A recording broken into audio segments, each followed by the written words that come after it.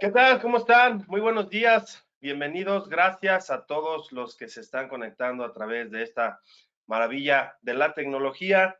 Gracias por acompañarnos nuevamente el día de hoy en este webinar, el cual nos permite acercarnos cada vez más a ustedes y tener una comunicación directa con información precisa, con información que nos abre las puertas a esta situación de lo que sucede con esta pandemia llamada COVID-19, la cual, bueno, nos mantiene todavía encerraditos en casa y con algunas situaciones. El día de hoy, pues nos acompaña nuevamente agradecerles la presencia de las autoridades del Hospital Jardín, experiencia y salud a su alcance. Le damos la bienvenida al doctor Raúl Trejo Ramírez, maestro en Administración de Hospitales y Servicios de Salud Pública, y quien además funge como director médico de Hospital Jardín. Doctor, muy buenos días. Buenos días, Carlos. Gracias por la invitación. Así es, doctor, y pues de igual manera nos acompaña también el día de hoy el doctor Carlos Lozano Borja, médico general encargado de lo que es la consulta externa en nuestra Torre Médica Jardín. Él es maestro en organizaciones de la salud con una especialidad en administración de organizaciones de la salud. Doctor Lozano, muy buenos días. ¿Qué tal? Buenos días, licenciado. Gracias a toda la audiencia por estar con nosotros. Gracias, gracias a todos. Y bueno, también nos acompaña el doctor Mario Alberto Mozo Polito, médico general y quien también es nuestro jefe de hospitalización en Hospital Jardín. Doctor Mario Mozo, muy buenos días, ¿cómo estás?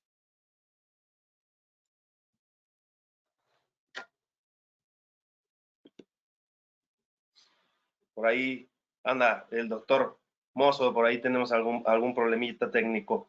Pero bueno, el día de hoy vamos a tener el webinar con uno de los temas también bastante importantes, también interesantes, el manejo de cómo tener un paciente, cuando tenemos un paciente en casa, un paciente positivo en este caso, con el cual, bueno, surgen muchísimas dudas acerca de cómo se debe de manejar este tipo de situaciones, qué es lo que sí debemos hacer, qué es lo que no debemos de hacer. Lo más importante es, pues, dirigirnos con esa persona como cualquier otra persona, evitar al 100% la discriminación, porque, bueno, al final de cuentas es una enfermedad que nos puede ocurrir a todos, es una enfermedad que hoy en día, pues bueno, por el riesgo que tenemos de una infección, nos puede pasar a todos. Quiero iniciar este webinar con un testimonio de una persona que ya vivió en carne propia esta parte de lo que es la enfermedad como tal. Vamos a omitir su nombre, obviamente, por respeto. De todos modos, esta persona nos ha estado compartiendo toda su experiencia. Lo voy a leer tal cual. Mi nombre es Paulo, así lo vamos a manejar. Soy un paciente COVID con síntomas leves, afortunadamente, diagnóstico confirmado el día 30 de marzo del 2020 y síntomas a partir del día 27 del mismo mes. Quiero compartir mi experiencia con esto porque hay mucha confusión, incluso en el mismo gremio médico. Todo el mundo somos nuevos ante esta epidemia y por eso comprendo el temor que evidentemente comparto y tengo. Lo tenemos todos, pero para esto debemos estar bien informados. Quiero puntualizar lo siguiente y que todos aprendamos de mi experiencia, porque es inevitable pensar que es una lección de vida y que la humanidad iba por mal camino, que la familia y el tiempo es más que cualquier moneda, con todo respeto a las familias que están limitadas de recursos económicos. Las pandemias existen y han existido.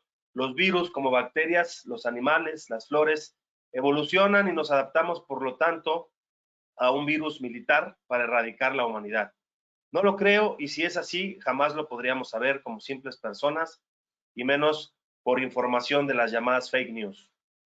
Esta enfermedad se transmite de persona a persona, necesitas estar de cerca de alguien enfermo para respirar su saliva y contagiarte. Por eso la distancia y por lo tanto no sirve que tengas un cubrebocas si vas en tu auto, por ejemplo. Sin embargo, si alguien tiene un poco de tos o se siente enfermo de las vías respiratorias, es útil. Qué bueno y además es importante que lo usen.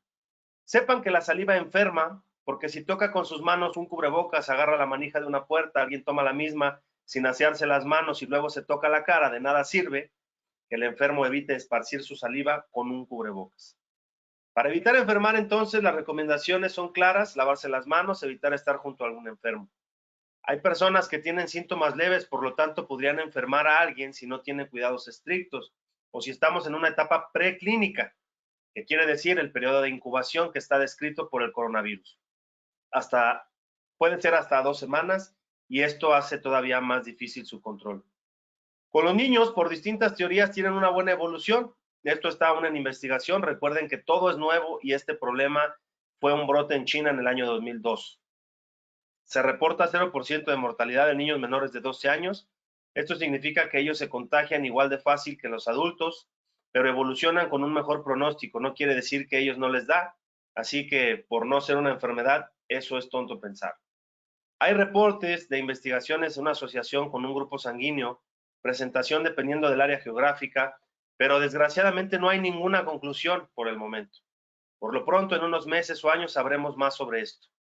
Los síntomas iniciales son muy generales a cualquier cuadro infeccioso viral con la mayor causa de infección respiratoria. En mi caso, tuve dolor de cabeza, tos, una fiebre súbita. La falta de aire o dificultad respiratoria es el signo clave que se debe alertar y da más posibilidades de ser el famoso coronavirus. Puede ser de un mal pronóstico, pero si tu evolución es favorable a los 5 días de iniciado el cuadro, es probable que tengas una presentación que no requiera de hospitalización, como fue mi caso. El virus usa como receptor una enzima de nombre enzima convertidora de angiotensina 2. Todos la tenemos en los pulmones, en el corazón, en el riñón, y con el paso de los años nuestro sistema de regulación hemodinámico, que es la presión arterial, se deteriora, y probablemente sea la teoría que explique por qué los hipertensos y los adultos mayores presentan un cuadro más grave. La mortalidad varía mucho dependiendo de la zona económica, la población, el país, y oscila entre el 1 y el 3%. Por cierto, un enfermo grave al mismo tiempo estaría muriendo en la fila de espera de los hospitales o en la calle en su casa. Ahorita todavía no ha sucedido en ciudades de América Latina hasta el día de hoy. ¿Qué hacer entonces? Si en estos días sientes tos, dolor de cabeza, lo mejor es aislarse, usar el cubrebocas, un trapo, algo, asearlo con agua con cloro constantemente, pero sobre todo tener calma.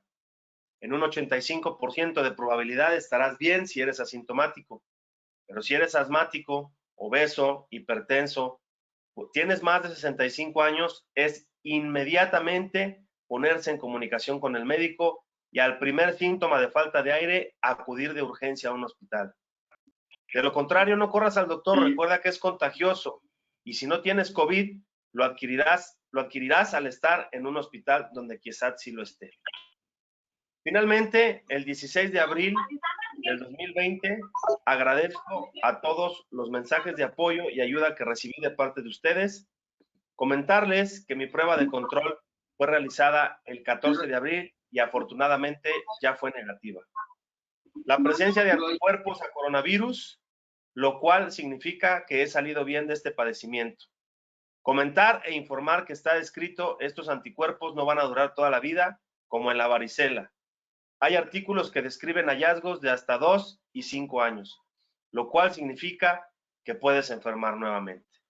No lo sabemos, pero es importante que toda la población sepa los temas referentes a esto.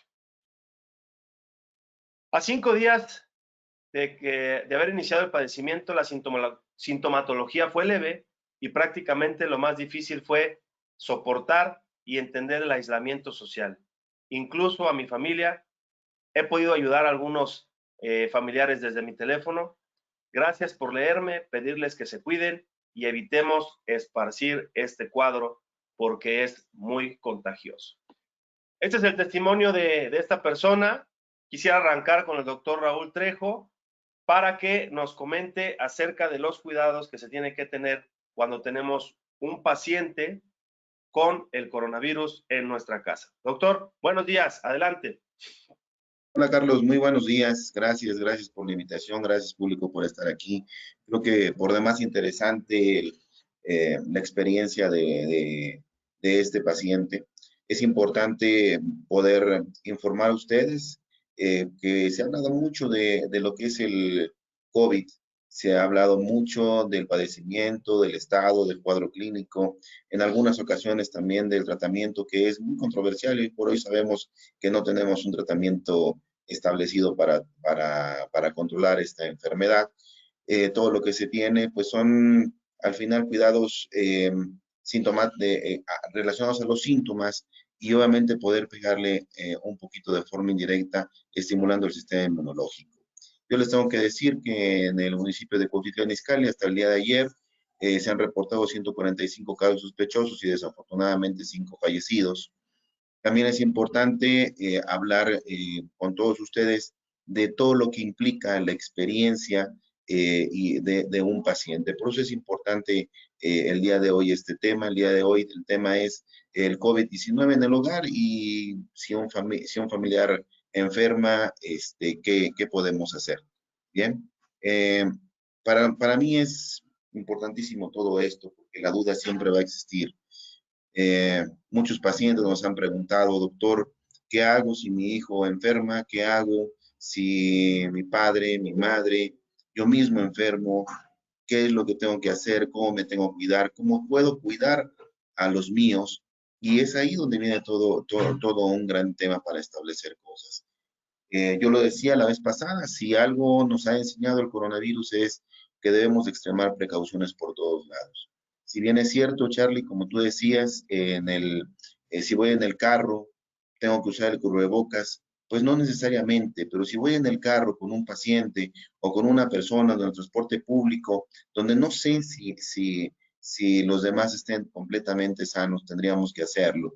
Las formas de aislamiento, las formas de cuidado, el evitar tocar el rostro, el evitar el aumento de ese lavado de manos es algo sumamente importante para nosotros como médicos, sumamente importante para ustedes como población con la finalidad de evitar y cortar la transmisión.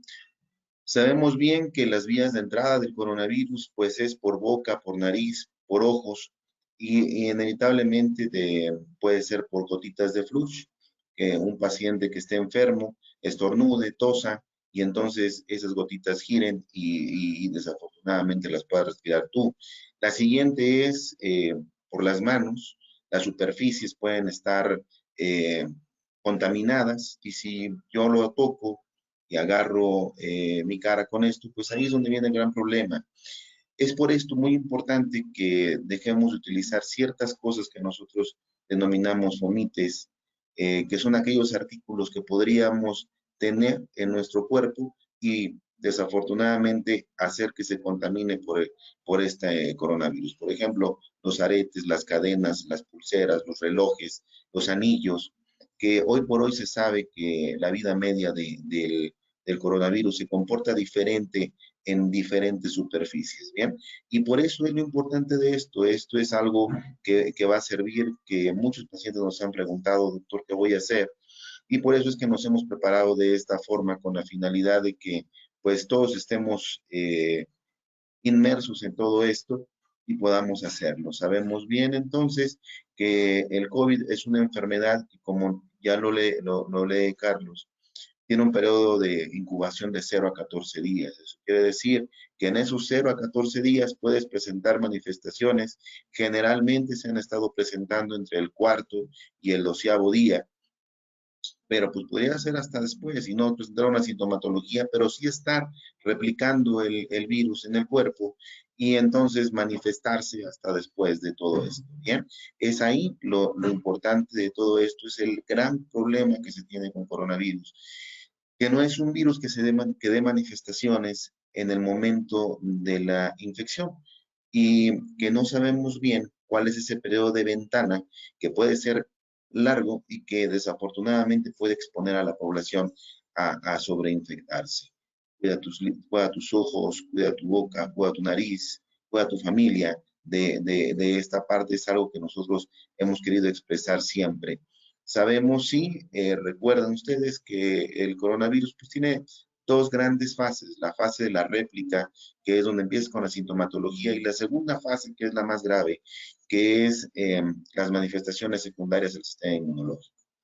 Hoy por hoy tenemos como expertise todo esto y tenemos que hacer varias cosas, muchas cosas para poder salir adelante, para poder sacar todo esto hacer medidas de prevención en nuestro hogar, en nuestra casa, en nuestra habitación y saber qué tenemos sí, qué tenemos no. Cuidado con un punto eh, muy triste y es que el paciente con coronavirus sí sabe bien que se tiene que aislar y ese aislamiento social es el que está pegando, ese aislamiento social es el que pues de alguna manera tiene a la población en jaque porque sabe bien que no puede salirse, pero eso no quiere decir que estemos completamente aislados. Afortunadamente la tecnología nos está uniendo y podemos estar con ellos apegados en esa situación. Pega mucho estar solo, estar aislado. Apoyemos a ese tipo de pacientes y recuerden, en esta meseta en la que estamos, dice el gobierno federal, donde hay mucho más contagios, mucho más gente ya enferma, donde se han visto más muertes. Eh, tenemos que hacer todo para sobrecuidarnos. Sí, quédate en casa, sí, corta la transmisión, sí, usa cubrebocas, por favor, aislemos esa parte, pongamos orden en relación a la higiene, que es sumamente importante para esto, y es por eso que hoy preparamos el tema del día de hoy, Charlie. Creo yo que vamos a tener un tema bastante importante, es un tema que va a ser funcional para toda la población, porque así lo queremos. Y por favor también, si tienen preguntas, dudas, es el momento de poderlas hacer de si tengo coronavirus, ¿qué hago? ¿Cuáles son las medidas de protección en el hogar? ¿Cómo puedo convivir o no con una persona infectada? Bien, Charlie. Gracias, doctor. Muchísimas gracias por tu aportación. Y efectivamente es el momento de que puedan ustedes ir checando todas sus dudas. Recuerden que tenemos un panel para poder preguntar directamente. Vamos a continuar con el doctor Mozo. Él es nuestro encargado del área de hospitalización. Doctor, muy buenos días. Por ahí tenemos un problemita técnico. Estamos nuevamente en línea. Doctor, si me pudieras ayudar con las medidas que son recomendables tomar entre tu casa y el centro de trabajo para que la gente pueda saber qué es lo que se debe de hacer para poder trasladarse de un sitio a otro en medio de esta pandemia de COVID-19. Buenos días.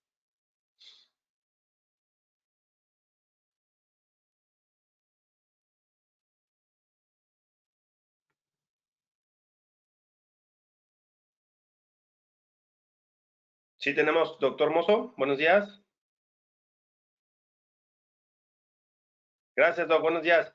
Si puedes activar tu micrófono, porfa, adelante.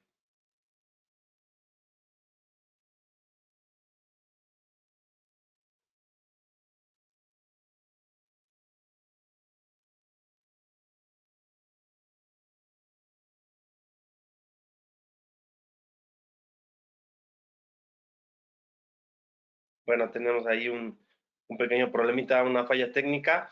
Vamos a revisarla.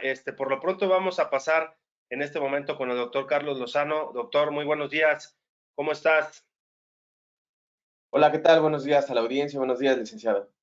Gracias, Doc. Pues nos puedes ayudar ahí con la pregunta de saber cómo vamos a arrancar en este momento a través de cómo nosotros nos vamos a ir comportando para desarrollar esta pandemia, ¿no?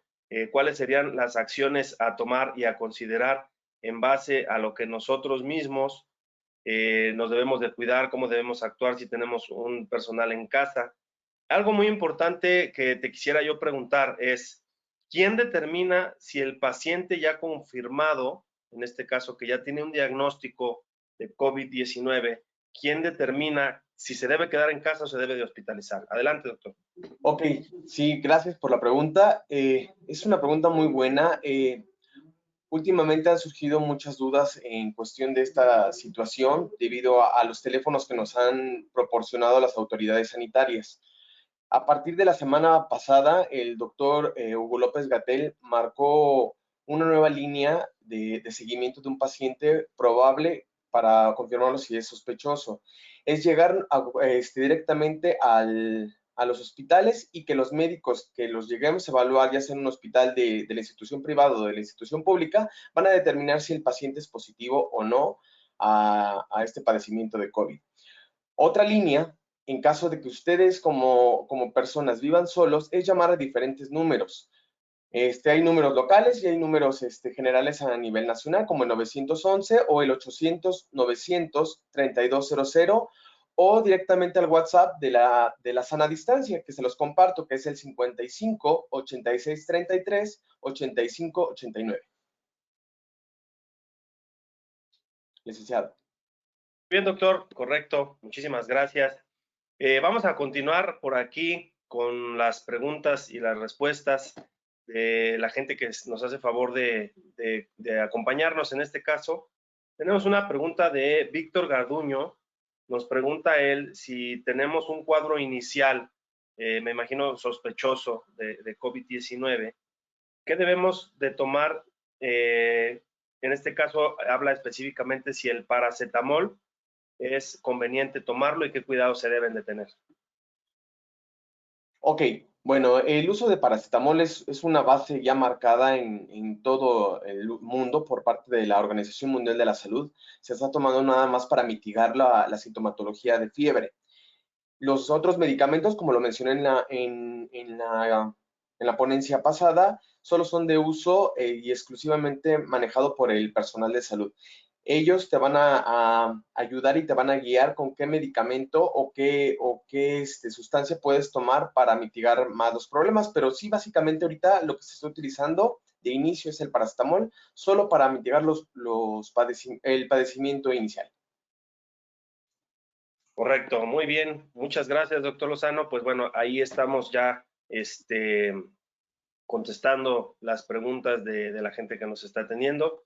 Y bueno, vamos a pasar en este momento con el doctor Trejo, quien nos va a platicar acerca de lo que es las medidas que debemos de tomar en casa para la situación de los pacientes que están confinados, los pacientes que están ya dentro de la casa, qué cuidados y qué situaciones se debe de tomar específicamente con ellos. Doctor, adelante. Gracias, Carlos. Pues bueno, una pregunta muy importante de todo esto. Debemos entender una cosa, el paciente con coronavirus es un paciente que va a presentar sintomatología respiratoria sí o sí. Es un paciente al cual se le va a pedir tener medidas de aislamiento, sobre todo tener un cuarto exclusivo para él, donde tenga que estar sanitizándose constantemente. Algunas guías te marcan 3, 4 veces al día, algunas guías te marcan 2, al menos yo creo que es importante 3 veces al día hacer esta limpieza con soluciones cloradas, que mis compañeros van a hablar de eso también. Es muy importante evitar el contacto con los familiares. Cuando tenemos un paciente en casa con coronavirus, recuerdan ustedes que el síntoma principal es la tos. Esta tos provoca flush y ese flush provoca contaminación al exterior. Entonces, si nosotros sabemos que tenemos un paciente en esas condiciones, el paciente tendría que usar un cubrebocas dentro del hogar. Si sabemos que hay más personas en ese hogar. Es importante siempre extremar el cuidado con el lavado de manos. Es importante el lavado de ropa, que debe ser constante, el cambio de las sábanas, de las almohadas. Es importantísimo que también tomaremos un poquito de ese tema, sobre todo con el lavado. Acuérdense una cosa muy importante, el coronavirus tiene una pared de proteínas que hoy se sabe con alcohol por arriba del 70%, con agua y con jabón se puede romper y obviamente con eso eliminar parte de ese grado de contagio, ¿bien? Es importante llegar a casa, extremar las medidas de precaución. Mucha gente dice, debemos de tener, sí, un cuarto que esté muy cerquita para hacer el cambio de ropa, para poderlo poner en una bolsita donde después lo voy a llevar a la lavadora y poderlo lavar con agua caliente. Jabón, eso es lo que nos piden, no necesariamente cloro, fíjense. Es importantísimo eso. Una cosa importante es el aseo de los zapatos. Es cierto, Hoy por hoy, pues estamos extremando las precauciones con las manos, estamos extremando las precauciones con el rostro, con la boca, con los ojos, con la nariz, pero sabemos que el virus está en las superficies y puede estar, sí, en el mismo piso y en los zapatos podrías llevarlo. Hay recomendaciones donde nos dice que pongamos un balde de agua con solución clorada con la finalidad de poder sanitizar de alguna forma los zapatos, sobre todo la suela de los mismos, quitarlos, dejarlos de forma aislada, usar un calzado dentro del hogar, que es importante desde este punto. Es importante llegar a casa, lavarnos nuevamente las manos, lavarnos la cara. Si podemos bañarnos, sería increíble poderlo hacer de esta forma, con la finalidad de eviten los abrazos, eviten los saludos, eviten los besos, es importantísimo en estas medidas de aislamiento. Un paciente con coronavirus sabemos que debemos estar muy pendientes. Sabemos que tiene varias fases, en las cuales hay fases de inicio, hay fases agudas y la fase de recuperación. Cada una de ellas es súper importante para poder tener en consideración todo lo que se tiene que hacer como medidas de precaución.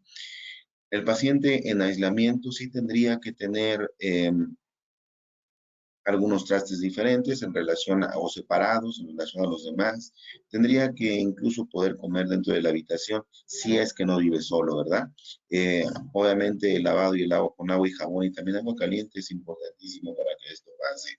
Creo que algunos de mis compañeros traen mucho más información en relación a eso, Charlie, y creo que sea súper importante continuar con esto, ¿bien? Charlie.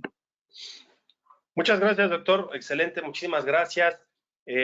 Vamos por ahí, ahora sí, porque nos está teniendo ahí en ascuas el doctor. Ahora sí vamos directamente con el doctor Mozo. Doctor, muy buenos días, un gusto poder saludarte.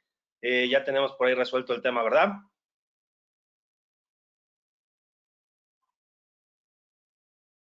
Ok, doc. Vamos a ver la parte de lo que es los cuidados en casa y los cuidados que debemos de tener para trasladarnos hacia el cumplimiento de nuestras actividades. Adelante, doctor.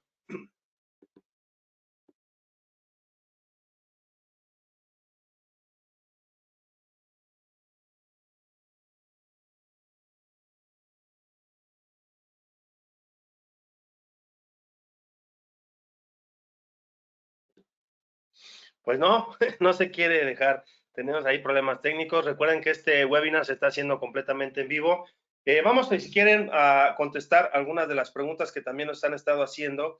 La señorita María Guadalupe dice, mi hijo de 28 años tuvo fiebre hasta 39.3. Dice que tomó amoxicilina y paracetamol. Ahora solo tiene tos y moco. ¿Qué es lo que debe de hacer? Doctor Lozano, si me ayudas a responder la pregunta de Mari Guadalupe, por favor, gracias. Claro que sí, gracias Guadalupe por tu pregunta. Mira, es importante que ya después del tratamiento que tuvo tu hijo y que te lo prescribieron, sería importante una revaloración del paciente. Cabe mencionar ahorita que ya para nosotros, ya todo paciente que tenga situación de enfermedad respiratoria o de que persista la temperatura elevada, hay que regresar al médico. No prescribas, no hay que cambiar de tratamiento. Lo primordial aquí y lo más importante es una revaloración y que te digan qué medidas y qué línea seguir ahorita. Correcto, doctor. Muchísimas gracias. Perfecto. Bueno, pues algo también que es muy importante para poder llevar a cabo los cuidados correspondientes es el tema del diagnóstico. El diagnóstico de la enfermedad, ¿cómo se realiza? Sabemos que se han escuchado muchas situaciones en las redes, en las noticias acerca de cómo se están haciendo estas pruebas y cuál sería el camino a seguir para poder determinar que el paciente realmente tiene la enfermedad. Doctor Trejo, si me pudieras ayudar un poco para darle la referencia a nuestra audiencia, ¿cómo sería el camino para poder llegar al diagnóstico de la enfermedad de COVID-19? Carlos, muchas gracias. Sí, sabemos que el diagnóstico definitivo se hace mediante una prueba que se llama PCR. Desafortunadamente es una prueba que Si la tomas hoy, el resultado lo tienes al menos un día después. Algunos laboratorios que el gobierno federal ha recomendado y que están autorizados para poderlo hacer, dan sus pruebas en 48 a 72 horas después. También sabemos que hoy por hoy las pruebas rápidas no son tan eficientes. Hay pruebas muy buenas que traen un 97% de sensibilidad. El problema es encontrarlas. Desafortunadamente, muchas de esas pruebas pueden hacer falsos positivos que te podrían decir, pues no lo tengo, cuando sí lo tienes o sí lo tienes, y entonces iniciar el tratamiento. Lo importante es, se inicia sintomatología sospechosa de COVID, que son las manifestaciones más frecuentes que dice la definición operacional, que es dolor de cabeza, dolor de garganta, fiebre, tos. Si aunado a esto, algunos de estos síntomas, al menos dos de ellos, tienes también dolor articular, tienes también pérdida del sabor, pérdida del olfato, que es muy característico hoy por hoy, o dificultad respiratoria, que es el dato de gravedad. Tendríamos que iniciar con tratamiento desde inicial. Sabemos hoy por hoy que también, desafortunadamente, también hay influenza rondando, hay influencias estacionales también, y la enfermedad respiratoria como que está en un pequeño gran auge. Lo importante de todo esto es que al iniciar con sintomatología respiratoria, iniciemos ya con tratamiento. Recomendamos no iniciar con analgésicos antiinflamatorios como el ketorolaco, como el diclofenaco, como el ibuprofeno. Iniciar tal vez con paracetamol y de ahí pues hay una gama muy importante de medicamentos que podemos hacer, como es el antifludes que tiene amantadina, como retrovirales, como celtamivir, que finalmente en una de las líneas de tratamiento está definido como tal. Es muy importante esta parte en lo que nosotros hablamos a los teléfonos que nos dice el doctor Lozano, que el gobierno federal también ha estado, que dispone de eso para poder, para que vayan a tomar la prueba a tu casa. Hay laboratorios particulares que también lo hacen de esa misma forma y te envían el resultado vía correo electrónico. Una vez teniendo los resultados, tenemos que continuar con el tratamiento, no iniciar el tratamiento desde ese punto. Es ahí donde está la clave o la piedra angular de todo esto. El inicio de los tratamientos, el inicio y la identificación de los síntomas es sumamente importante para poder llegar al diagnóstico. Una vez que se establece, tenemos que tener las medidas de precaución, tenemos que tener las medidas de aislamiento y también es una cosa muy importante el tomar una segunda prueba después de que estos síntomas se han retirado. ¿Por qué? Porque sabemos que COVID-19 también tiende a negativizar en la misma prueba de PCR. De hecho, son como que los datos de alta para poder regresar a la vida social, regresar a la vida laboral de manera más segura, Charlie. Eso es lo que se tiene que hacer en relación a la identificación y el diagnóstico de coronavirus. Perfecto, doctor, excelente. Muchísimas gracias. Recuerden que seguimos recibiendo todas sus preguntas, todas sus dudas para nuestros panelistas, nuestros médicos especialistas de Hospital Jardín. Y vamos a continuar con el doctor Lozano. Doctor, ya tenemos a un paciente en casa, ya tenemos a un paciente positivo, ya tenemos a un paciente con el diagnóstico, con síntomas leves a lo mejor. ¿Qué debemos hacer o qué acciones debemos emprender para poder empezar a continuar la vida, a final de cuentas, dentro de nuestros hogares, en nuestras casas, con un paciente ya positivo en casa? Doctor, adelante. Claro que sí, licenciado. Para esto presenté una situación de unas imágenes. Vamos a prepararlas, si me ayudan a empezar a iniciar a presentar esto. ¿En qué hacer en caso de que si alguien en mi casa o tengo un familiar que contrae el virus de coronavirus? Inicialmente, obviamente, como se los dije desde el inicio, hay que, ante cualquier síntoma, ya hay que acudir directamente al hospital más cercano que tengas, o en caso de estar solo, a redirigirte a los teléfonos que ya marcamos. En esta diapositiva, el número 1 es el aislamiento. Las personas que están contagiadas necesitarán su propia habitación, con una buena ventilación, preferiblemente con una ventana que dé a la calle y un baño de uso exclusivo. Hay que evitar el contacto con las gotitas respiratorias. Estas gotitas se van a formar al hablar, al toser o al estornudar. La ventilación es primordial en el paciente y en la habitación de este paciente, ya que esto ayudará a que la temperatura se eleve y hace que las gotitas se sequen más rápido y que evitemos un poquito más la propagación de esto.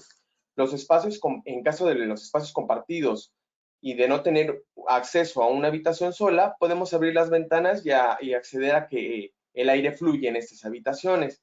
Hay que evitar de manera inicial las visitas. Ninguna visita puede llegar a ver al paciente que está enfermo, tanto para proteger al paciente que está enfermo como para protegerte tú como visita.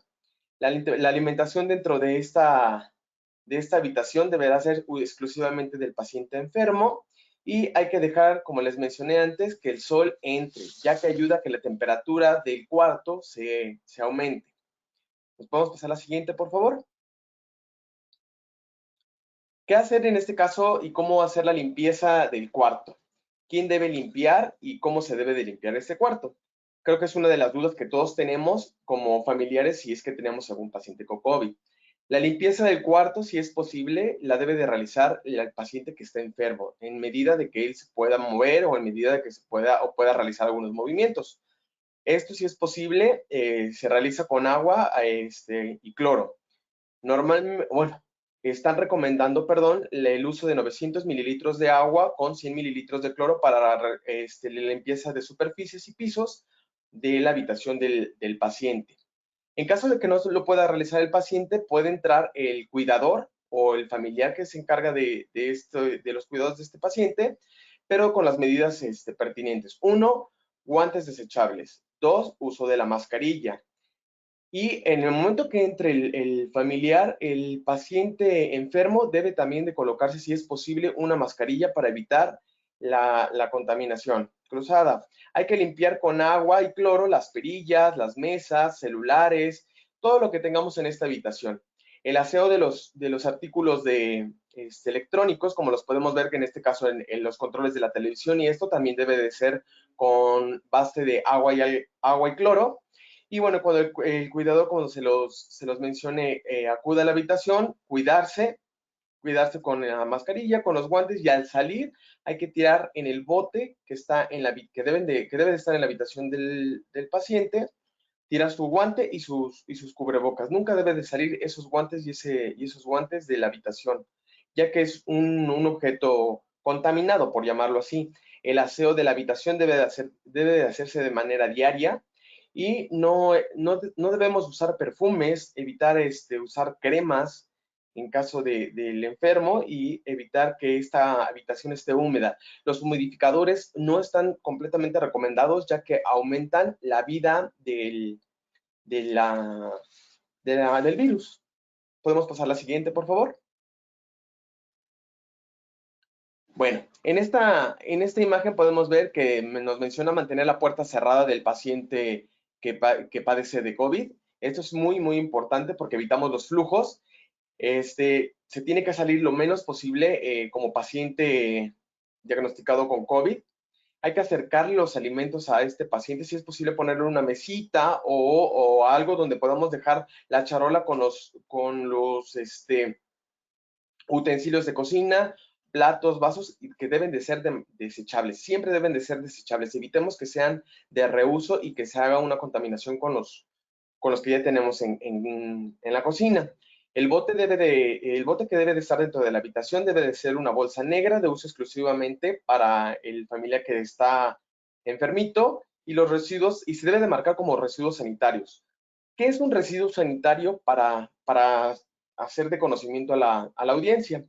Los residuos sanitarios son los cubrebocas, los guantes, los pañuelos, el cepillo dental, los envases de medicamentos que tome, las jeringas, las gasas, alguna golosina, algún chicle que llegue a tomar el paciente. Cuando se vaya a desechar esta bolsa, es importante que esta bolsa se rocíe con agua y cloro. Se cierra y nuevamente vamos a rociar el exterior de esta bolsa para poderla sacar. Hay que dejarla reposar de 48 a 72 horas en el calor del sol para ayudar a inactivar el virus y que nuestro personal de limpieza municipal que se encarga de recoger la basura esté también protegido contra alguna contaminación. La que sigue, por favor. Como se los mencioné, no hay que reutilizar los elementos de limpieza, guantes ni mascarillas. Hay que usar bolsas de plástico cerradas para los residuos, ya sea Ziploc, ya dije una marca, pero bueno, ya sea esta marca o cualquier bolsita, le podemos hacer un nudo y hacer la limpieza interna y externa con agua y cloro. Hay que separar la basura orgánica, inorgánica y la de los residuos sanitarios, por favor. La que sigue, por favor. Esta imagen es importante y yo creo que es de mucha duda en casa para las mamás o los familiares de nuestros pacientitos. La ropa y las toallas del paciente deben de lavarse aparte, siempre. Nunca deben de lavarse en combinación con la ropa que tenemos con los pacientes sanos. Siempre se debe de hacer con agua caliente, por favor. Otra parte importante es no sacudir la ropa. Las moléculas del virus pueden flotar aproximadamente unas 3 horas posterior a que sacudamos la ropa, o las sábanas o las cobijas con las que el paciente tiene contacto. No hay que combinar esta ropa y si tenemos la secadora en casa, si es que contamos con ese utensilio, se puede manejar a 60 grados aproximadamente la secadora de ropa. Y después de que se lave la ropa, hay que lavarnos bien las manitas, por favor, y utilizar algún antiséptico, ya sea a base de alcohol gel o también agüita con cloro con manos, también nos puede ayudar a sanitizar las manitas. También, si no tenemos la posibilidad de tener alguna secadora, la ropa que se lave del paciente enfermito se puede poner abajo del sol y después meterse inmediatamente a la habitación. La que sigue, por favor. Bueno, es importante en esta imagen varias cosas. Si el paciente tiene que salir de la habitación y tiene que, no sé, acudir al baño o alguna necesidad, es importante marcar la sana distancia. La sana distancia siempre debe de ser arriba de 1.5 metros de separados con nuestro familiar. Sabemos que estamos sufriendo, estamos pasando por una situación que no conocemos, una situación nueva. Entonces, evitemos abrazos, evitemos besos, ya tendremos tiempo para abrazar y apoyar a nuestro familiar, pero bueno, lo importante ahorita es mantener la sana distancia. Cuando el paciente, como nos lo menciona en esta imagen, está en un sillón, en una silla, después hay que realizar la sanitización de esta sillita, de este sillón, para poder volver a hacer uso. Que lo ideal sería no estar en este tipo de situaciones, ¿no? Nada más acudir al baño y después realizar el aseo. Me gustaría mencionar en esta parte, es importante mencionar los tiempos en los cuales el virus se puede vivir o puede permanecer en bases inertes o bases no vivas, para que nos entendamos. El virus normalmente dura 4 horas en bases de cobre, ya que el cobre actúa naturalmente como un antiséptico. En madera también dura 4 horas aproximadamente porque le quita la humedad y hace que se seque, y entonces ayuda a que se pueda desintegrar rápidamente. En cartón dura aproximadamente 24 horas, en metal dura 42 horas y en plásticos dura 72 horas. Por eso es importante hacer el uso de agua con cloro y realizar la sanitización de manera cotidiana. No hay que olvidar esto y no tocarnos obviamente manos, ni cara, ni nariz, ni ojos durante estos aseos. La que sigue, por favor. Bueno, en esta diapositiva vemos lávense las manos todos, las manos a menudo con agüita y jabón. Las mujeres, por favor, que realicen algún apoyo a algún paciente que esté enfermo, hay que hacerlo con cabello recogido, hay que hacerlo sin maquillaje, por favor, sin ninguna situación que tenga contacto con cosas del paciente. Los hombres tenemos que estar bien rasurados, obviamente, para evitar el contacto del cabello, de la barba, para que no propaguemos el virus. Hay que lavarnos las manos aproximadamente, híjole, yo recomendaría que muchísimas veces durante el tiempo que tengamos a los pacientes en casa.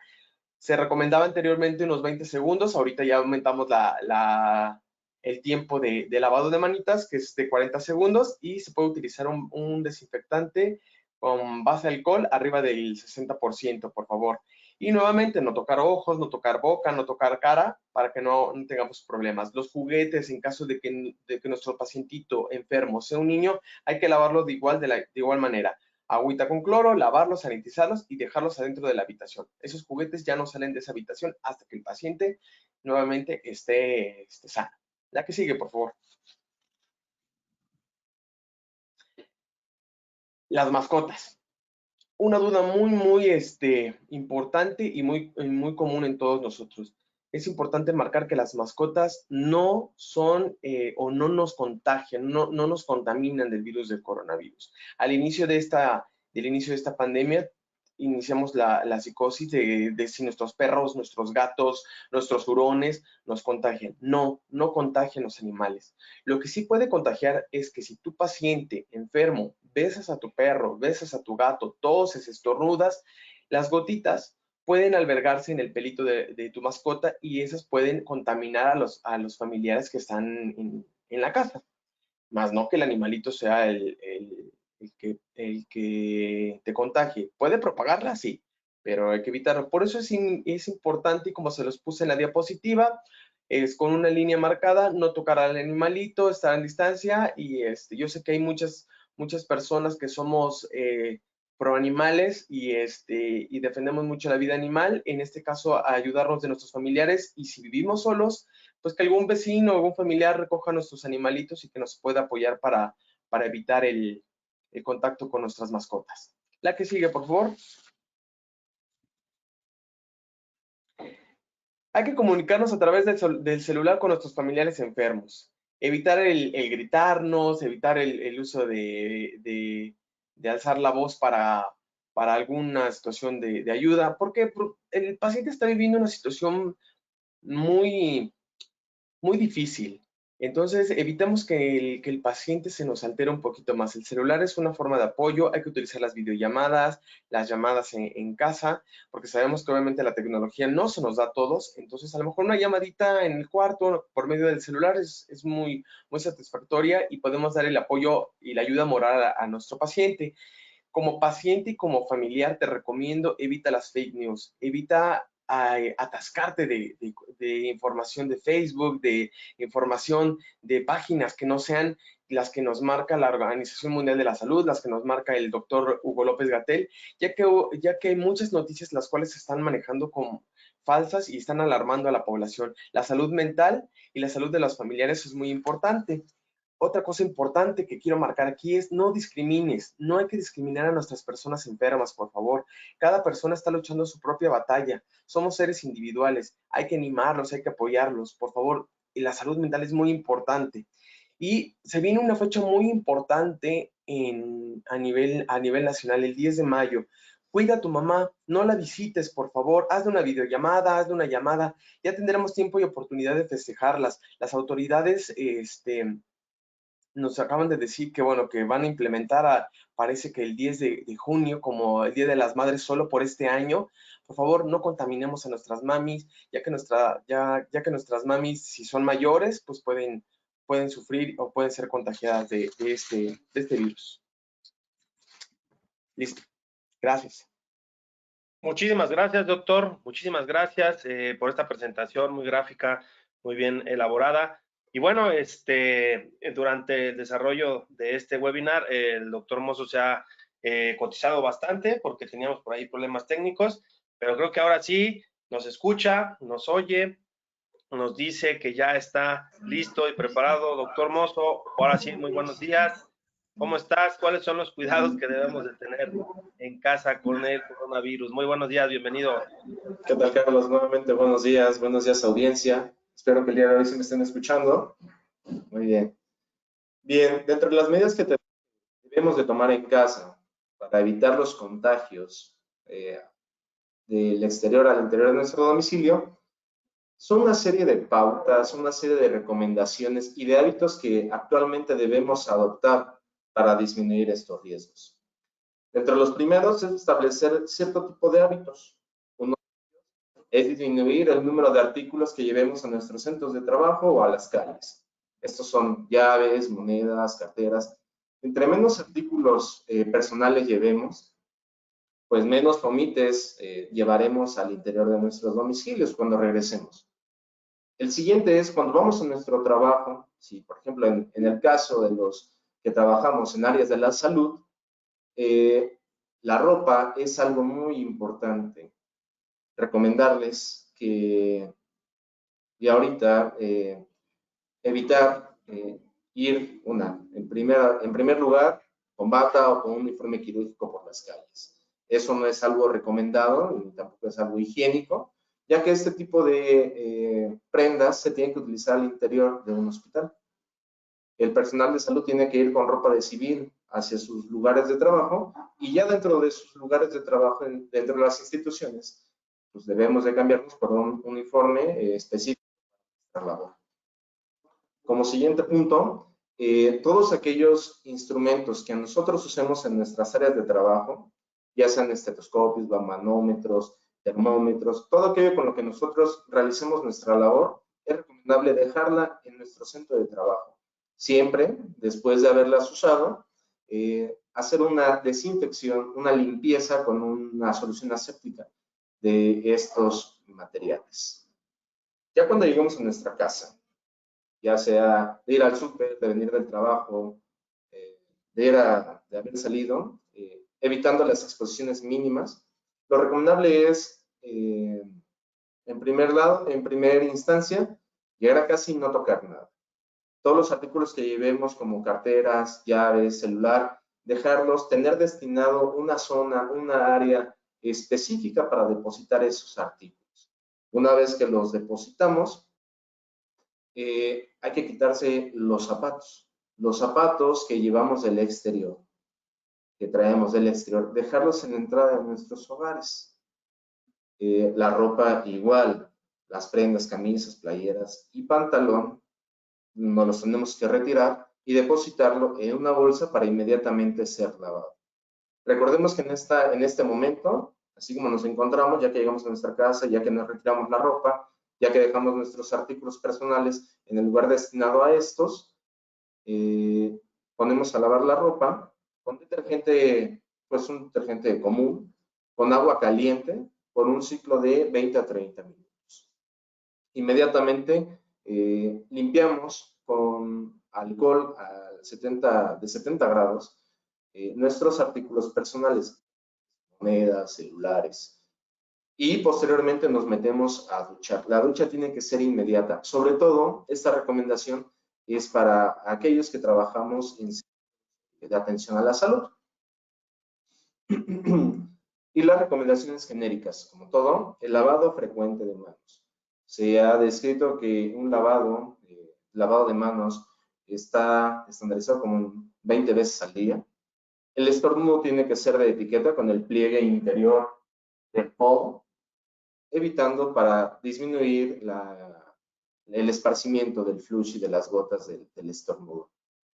Muy importante, Carlos, muy importante audiencia, evitar tocarnos nariz, ojos y boca, no tocarse el rostro. ¿Por qué? Porque recordemos que las manos son un vector, están sucias y estos son los medios por los cuales nosotros nos llevamos el virus que se encuentra en las superficies hacia nuestra vía aérea. El mantener la distancia, el distanciamiento social de 1.5 metros sigue siendo una recomendación muy puntual para cuando llegamos a salir o nos encontramos en nuestros centros de trabajo. La limpieza en el hogar tiene que ser con soluciones, tenemos que tener una limpieza adecuada en nuestro hogar, evitar la acumulación de basura. La basura pues también tenemos que hacer una entrega al camión recolector previamente separada, previamente embolsada.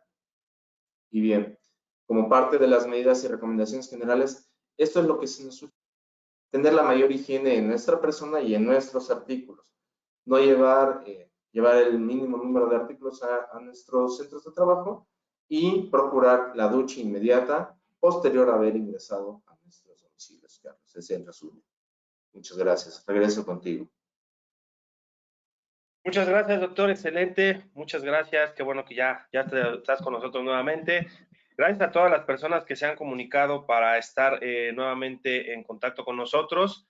Doctor Trejo, por aquí me pregunta Gina si una persona que tuvo COVID-19 diagnóstico puede donar sangre. ¿Qué pasa con estos pacientes, doctor?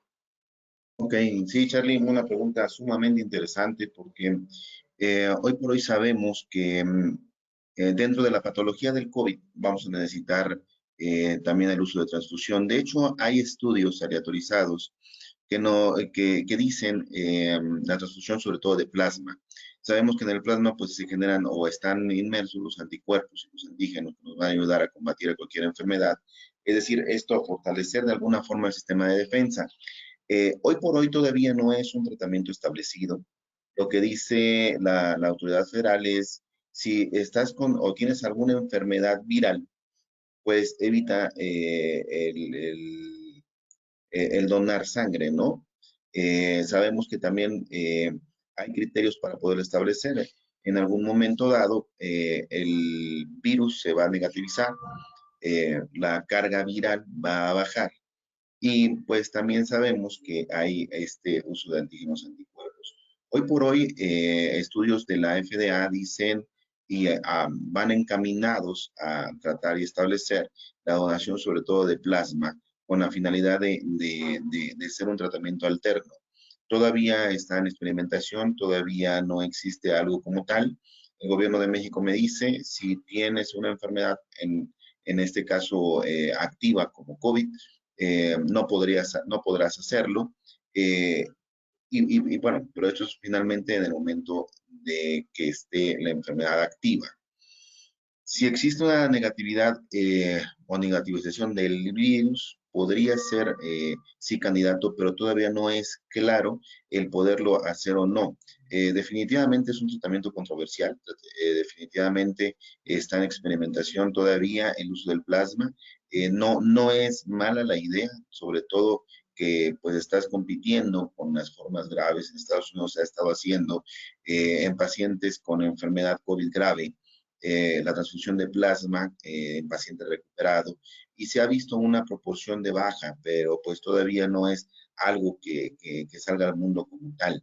Sí es muy importante la pregunta. Yo lo que recomiendo, y al final del día el gobierno federal te dice, si estás enfermo no acudas, si tienes síntomas respiratorios no acudas, y porque pues no vas a ser un candidato como tal. De todas maneras, cuando se hace la investigación, tú no te pueden transfundir sangre si no pasa por estudios bien aleatorizados, bien concisos,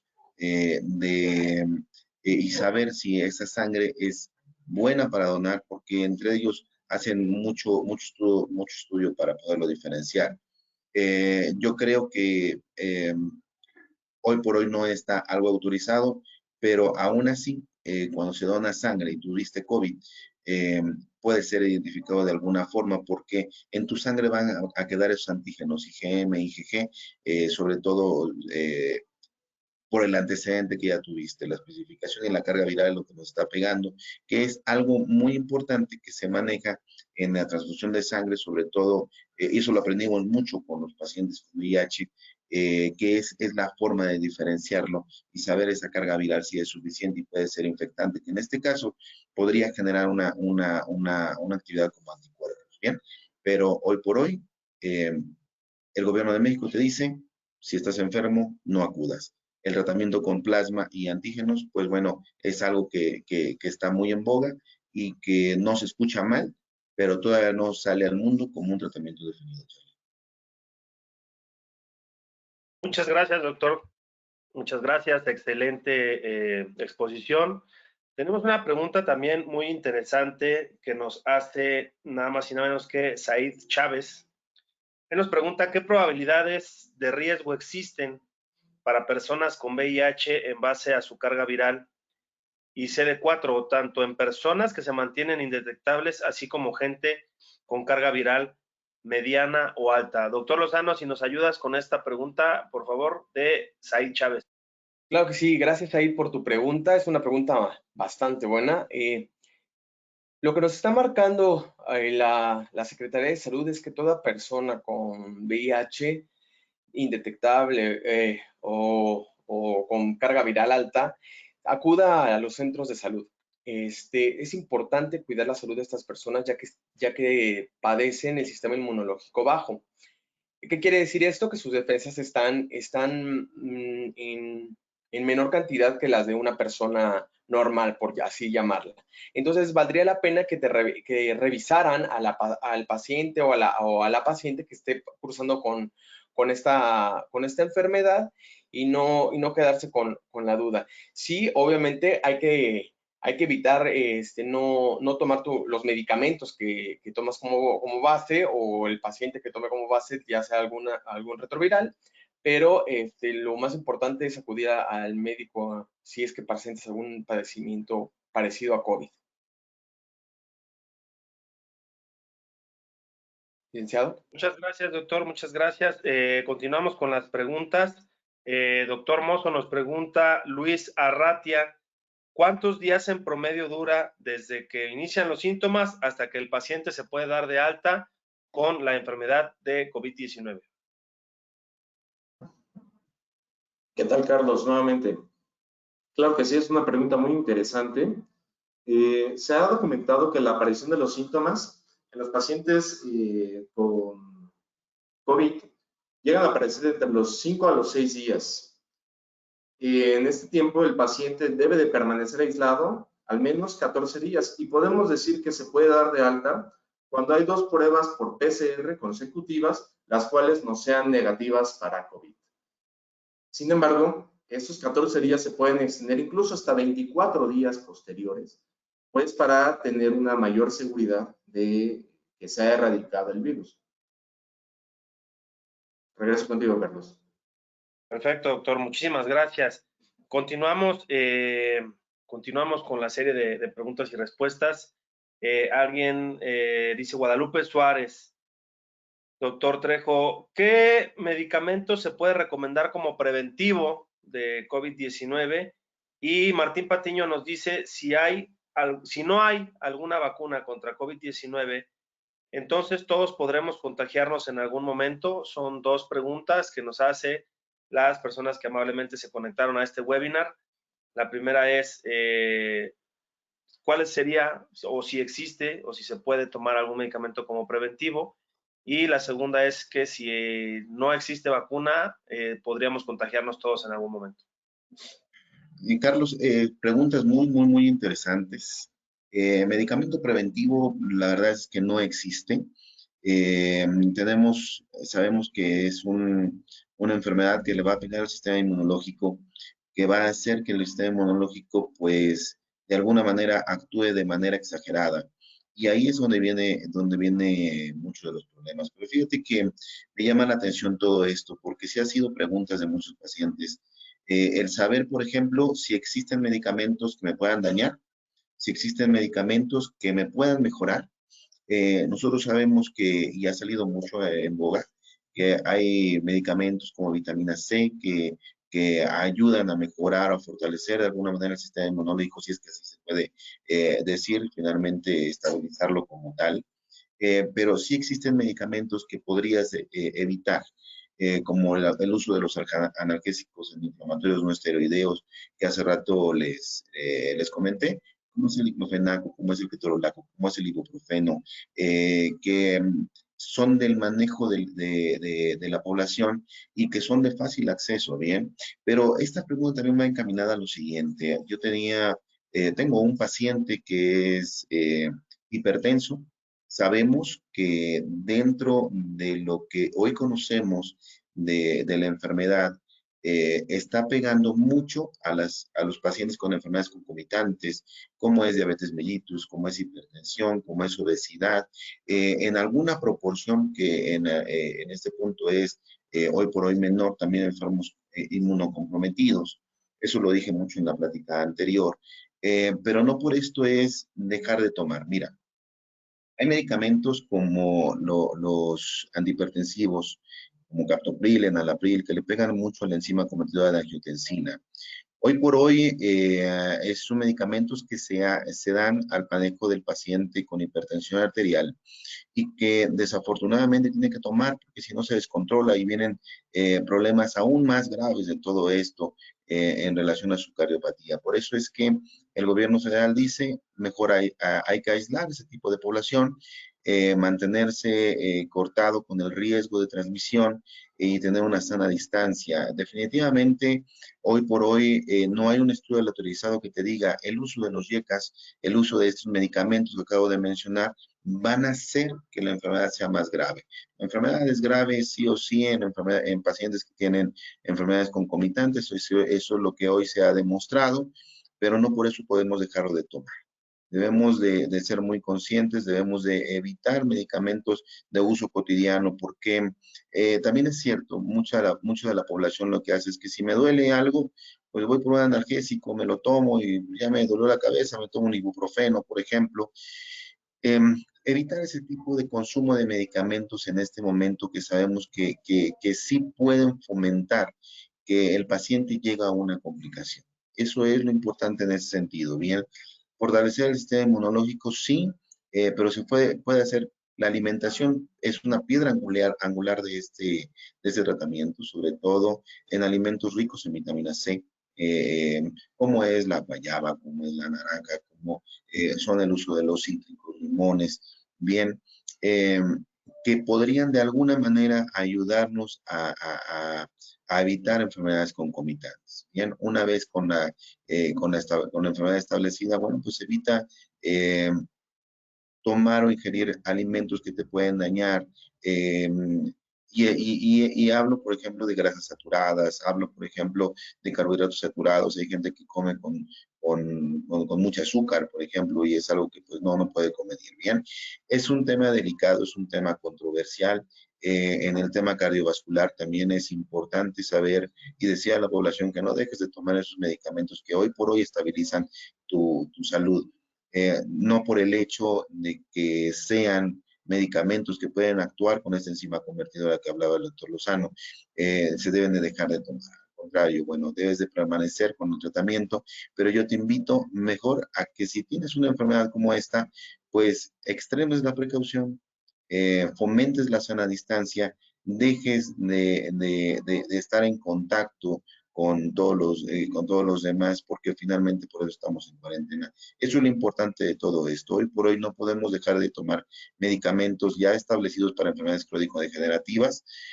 No hay un artículo que te demuestre que realmente hay un daño al autorizado en el momento de que tenga la enfermedad. Sabemos que el COVID actúa sobre estas enzimas y eso es lo que hace una enfermedad pulmonar desgastante, ¿bien? Pero bueno, en el tema de los medicamentos, pues teníamos que tomar en consideración este punto y quiero hacer esa parte tenerla muy clara. La siguiente pregunta del uso de la vacuna, todos podríamos estar contagiados. Eh, lo que sabemos hoy por hoy y en lo que está la Organización Mundial de la Salud luchando es en cortar la transmisión. No sabíamos la forma real de lo que se contagiaba. Hoy sabemos que debemos de fomentar el no estar expuestos con gente con la enfermedad. Esto me recuerda mucho cuando llegó la influenza, Charlie, porque en ese momento también se decía y había esos pensamientos de pánico donde decían, bueno, es que al final todos vamos a tener y pues todos nos vamos a morir. Al final salió la vacuna y es lo que está luchando el mundo por hacer. Esa vacuna que nos pueda ayudar a contrarrestar esta forma grave de coronavirus, porque recordemos con la influenza también tiene muchos años en el mundo y llegó H1N1 que fue una forma muy grave y hoy por hoy se tiene una vacuna. Coronavirus, hablábamos la vez anterior, hay desde hace muchos años también, y eso es el resfriado común. Viene hoy por hoy, el mundo está buscando llegar al uso de la vacuna. Lo que sí les puedo decir es que si nosotros actuamos de manera higiénica, actuamos con una sana distancia, cortamos la transmisión, podremos tener la posibilidad de que esto no se replique y entonces pueda de alguna manera contenerse el periodo de contagio. Hoy por hoy tampoco se sabe si la inmunidad que adquirieron los pacientes recuperados de COVID va a ser permanente o va a ser temporal. Eh, no tenemos una certeza con eso. Sabemos que podemos tener una reinfección que es en muy bajas probabilidades, en muy baja proporción. Hoy también sabemos esa parte, porque ustedes han escuchado que pacientes recuperados de COVID presentaron la enfermedad de nuevo. Eh, Podemos enfrentarnos a esta parte, o puede ser que no tengamos el diagnóstico de certeza de la misma recuperación y hacer y fomentar todas esas cosas que nos pueden llegar a complicar. Es decir, si yo tengo un paciente que ya fue recuperado de COVID o que ya pasó por ese periodo agudo, no quiere decir que ya no le va a dar, no quiere decir que ya no se debe de cuidar, ni tampoco que deba de hacer todo para pues andar por la calle como si nada, porque pues puede pescar una enfermedad concomitante y entonces hacer que su sistema inmunológico pueda reaccionar de nueva cuenta. Recuerden entonces que el COVID hace que el sistema inmunológico actúe de manera exagerada. Y en el momento de que tú te recuperas, puedes tener un sistema inmunológico pues atenuado y entonces adquirir cualquier otro tipo de enfermedad. Eso es lo que hoy por hoy el mundo sabe y pues en relación a las vacunas, pues en lo que está trabajando. Sí hay muchos estudios, sí existen ya estudios con vacunas que se están realizando, pero no pueden salir al mercado hasta no estar 100% seguro que tienen una efectividad donde no te cree una confianza, donde pues te puede exponer a lo mismo, ¿bien? Sabemos que tampoco va a ser fácil. Muchos calculan que la vacuna va a estar a finales de año, muchos decían que en septiembre. Hoy por hoy se están trabajando de forma muy concisa en esta situación para poderlo sacar adelante, pero pues todavía no tenemos un estimado. Yo creo que sí va a existir vacuna, esperemos que sea de esta forma para poder evitar el riesgo del contagio de la parte grave del coronavirus. Bien, mientras esto no exista, pues lo que hemos luchado siempre es la sana distancia, Carlos. Excelente, doctor, excelente. Muy importante, sí, de decirle a toda la población, a toda la gente, que todas las medidas que han implementado a través del gobierno federal, a través de la Secretaría de Salud, es muy importante compartirlas. Hemos visto también, lamentablemente, muchísimas situaciones en redes sociales, como lo que sucedió en Ecatepec, como lo que ha sucedido en algunos otros estados. Y lo más importante es que si nosotros cumplimos con la parte que nos corresponde como población, esto lo vamos a poder contener de la mejor manera. Hoy en día, en esta fecha, estamos en una de las etapas más críticas donde se espera el mayor número de contagios y la responsabilidad es de todos. Es una responsabilidad en conjunto el podernos cuidar, el podernos unir para poder acabar juntos con esta situación. Doctor Lozano, continuamos contigo, dice Vianney Nava. Doctor Lozano, vivo en una unidad habitacional. ¿Qué medidas de limpieza se deben tomar si algún vecino da positivo a COVID? Y Marisela Moreno nos dice, buenos días, es importante que los familiares del paciente confirmado tengan claros los aspectos del manejo de ropa, utensilios, uso de baño, etcétera. Tomar en cuenta a los niños que requieren de vigilancia y de acompañamiento más cercano. También es importante que la población conozca la dilución del hipoclorito de sodio, que es el cloro, a fin de que su uso sea efectivo. Doc, ¿qué medidas podemos tomar en una unidad habitacional donde compartimos ascensores, escaleras, etcétera? ¿Y cuál es el uso del hipoclorito de sodio, doctor? Adelante.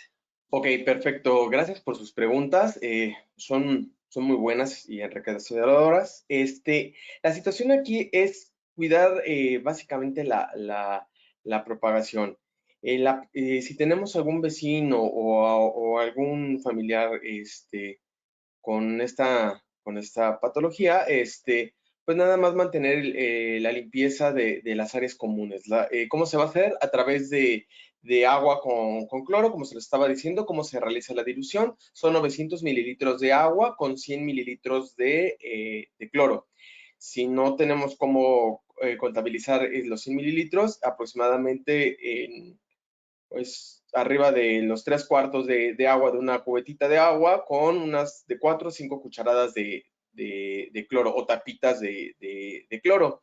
Hay que limpiar manijas, como se los mencioné anteriormente, pisos, puertas, todo lo que tengamos que tocar. Lo ideal es no tener contacto directamente con las manos para que esto evite que después de que toquemos alguna superficie inerte, nos toquemos la cara, nos estemos tocando la nariz, los ojos, etcétera. Si vas a abrir alguna puerta, a abrirla con tu llave y a empujar la puerta con la espalda. Si vas a tocar algún botón de algún ascensor, realizar la limpieza de estos botones, o incluso se está recomendando utilizar algún cotonete o hisopo para accionar este tipo de mecanismos, y todo esto para limpiarlo. Los juguetes, todo esto, como los mencioné anteriormente, se limpian igual con agua y cloro para que no haya alguna contaminación.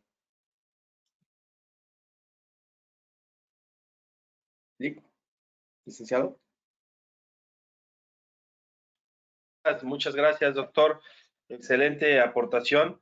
Pues bueno, es importante que todo lo que nosotros vemos, que todo lo que nosotros hemos estado interactuando con la gente, podamos difundir esta información, la información que sí es correcta, la información que de alguna manera nosotros podamos disponer para poder continuar y contrarrestar este tipo de información.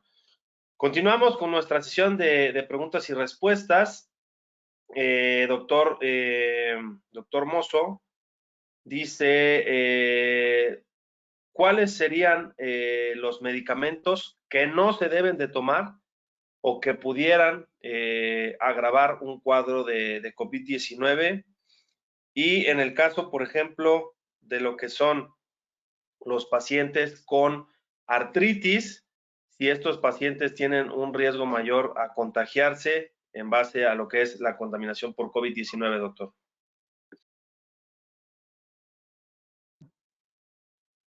¿Qué tal, Carlos? Muchas gracias. Bien, en primera instancia, ¿qué medicamentos debemos sí y debemos no tomar? En primer lugar, la automedicación es algo que no debemos hacer cuando presentamos síntomas. De forma inmediata, cuando presentamos síntomas, fiebre, tos, dolor articular, malestar general, diarrea, hay que acudir al médico para una adecuada valoración y un adecuado manejo. No se puede decir qué medicamento me va a ayudar a disminuir el riesgo. No existe una evidencia científica que sustente eso. El uso de vitaminas, el uso de paracetamol como profiláctico, el uso de algún antiviral, puede ser controversial, Carlos y audiencia. Entonces, es recomendable que ante la aparición de síntomas acudan al médico para una pronta valoración. Se ha documentado que medicamentos como el ibuprofeno y los AINES sí pueden agravar las manifestaciones y la evolución de la enfermedad, pero, vuelvo a repetir, ante la aparición de síntomas, no automedicarse y acudir al médico. Y en tu siguiente pregunta, es importante decir que la artritis reumatoide es una enfermedad autoinmune que puede sí tener al paciente inmunocomprometido. Sin embargo, no puede decirse que se va a agravar ante un paciente que contraiga coronavirus. Puede ser que el coronavirus pues, sea más factible o más fácil de contagiarse en una persona inmunocomprometida. Eso puede sí suceder. Y ya por el estado clínico del paciente es que va a depender la evolución de esta. Regreso contigo. Muy bien, muchas gracias, doctor. Muchas gracias por la información. Algo que también es muy importante pedirle a toda nuestra población es el apoyo inminente hacia la comunidad médica, hacia los profesionales de salud. Hemos visto lamentablemente cómo se han ido aumentando las agresiones a los médicos. Yo les quiero comentar que algo muy importante es que el personal médico, el personal de la salud, es el personal más preparado para poder protegerse a sí mismo. Si bien es cierto que se ha oído temas de contagio de médicos, es porque ellos están al frente de batalla. Es más fácil a un médico intensivista, a un médico que está directamente en contacto con los pacientes, el poderse contagiar. Pero todos los que están dentro del primer frente de batalla, del primer frente de atención de los pacientes son propensos a. Sin embargo, las medidas de seguridad se han reforzado y en muchos casos por parte de los propios médicos, ¿no? Ellos prefieren comprar su propio material si el material que les proporcionan no está al 100% adecuado. Entonces es importante pedirle a toda la población que apoyemos a toda la gente que en un momento dado nos pueda proporcionar un servicio médico, un servicio de salud, brindarle todo nuestro apoyo, brindarle toda nuestra situación, porque en algún momento dado podríamos todos necesitar de esta situación. Continuamos con las preguntas. Doctor Trejo, nos comenta Xochitl Madrigal, ¿cuáles son los riesgos o cuáles son las situaciones que agravan el proceso de COVID-19? ¿Cuáles son las situaciones? Ella preguntaba específicamente la artritis reumatoide o si existe alguna otra situación que pueda agravar directamente el cuadro de COVID-19. Claro, sí, Charlie, muchas gracias. Mira, en los pacientes con COVID-19 y artritis reumatoide, que finalmente es una enfermedad crónico-degenerativa, es una enfermedad que se caracteriza por una inflamación proarticular periférica y que desafortunadamente están controlados, muchos de ellos están controlados con AINES. Lo que se promueve es que guarden estos tipos de pacientes sí una sana distancia, ya que pues al tomar este tipo de medicamentos pueden agravar de alguna manera el cuadro de COVID. Recuerda que una parte de la artritis reumatoide se hacen por errores de autoinmunidad. Hoy se sabe que la combinación del virus, del RNA, del virus con el tuyo también hacen errores de autoinmunidad y por eso es que es la réplica del mismo, ¿bien? Sabemos que este tipo de pacientes tienen un sistema inmunológico deteriorado que en algún momento pueden aumentar el riesgo de las formas graves de. Es por esto que pues sí hay que tener consumo extremo y lo que mencionaba hace rato, el uso de los medicamentos en pacientes con enfermedades crónico-degenerativas no pueden eh, separarse, no pueden dejar de tomar. Y tienen que necesariamente y obligadamente hacerlo. Es importante que este tipo de pacientes tengan y guarden sobre todo ellos las precauciones, una sana distancia. Sé que es a veces difícil porque pues tienes que salir de casa por suplementos. En ese tipo de pacientes extreman esa precaución. Recordemos siempre el lavado de manos, recordemos siempre no tocar la cara, la nariz, la boca, los ojos, porque es ahí donde está uno de los grandes problemas. Mira, los entiendo en ellos porque desafortunadamente a veces son personas que tienen que usar barandales, que tienen que subir y bajar escaleras y obviamente utilizan sus manos como un recurso. Antes de que hagan cualquier otra cosa, pues aumentar la higiene de manos en ellos. Como decía el doctor Lozano, y lo dice muy bien, ya no lo voy a lavar por 20 segundos, tengo que hacerlo por un poquito más, tengo que hacer espuma, tengo que mejorar ese cuidado con la finalidad de andar y sobre todo los artículos que usan como recurso, como son las sillas de ruedas, como son los bastones, como son las muletas, tendrían que sanitizarse de manera más constante. En ese tipo de poblaciones donde se pide, se guarden lo más que se pueda, eviten salir, que es lo más recomendable, porque desafortunadamente tienen que seguir tomando el medicamento, porque si no lo demás es andar por la vida con mucho dolor. Muchos de esos pacientes también toman medicamentos para bajar esa carga inmunológica y que también nos puede hacer susceptible de las formas graves del mismo. Eso es lo que está pasando. Muy bien, doctor. Muchas gracias por la información. Algo que también ha surgido a través de esta situación de la pandemia son diferentes dispositivos que ayudan desde el tipo de gel antibacterial hasta situaciones como nuevas mascarillas, situaciones importantes. Algo que comentan por aquí, una de nuestras personas que están conectadas, Erika Lozano, nos comenta que si en algún momento dado los dispositivos UV para desinfección son eficientes para poder combatir este virus. Doctor Lozano, si nos ayudas con esta pregunta, por favor. Ok, gracias. Sí, mira, se ha visto que los dispositivos que tienen rayos ultravioleta nos ayudan a una gran desinfección de superficies y de incluso las mascarillas. Hay un artículo que está en las redes que nos marca arriba de un 95% de sanitización de este tipo de aditamentos por medio de los rayos UV.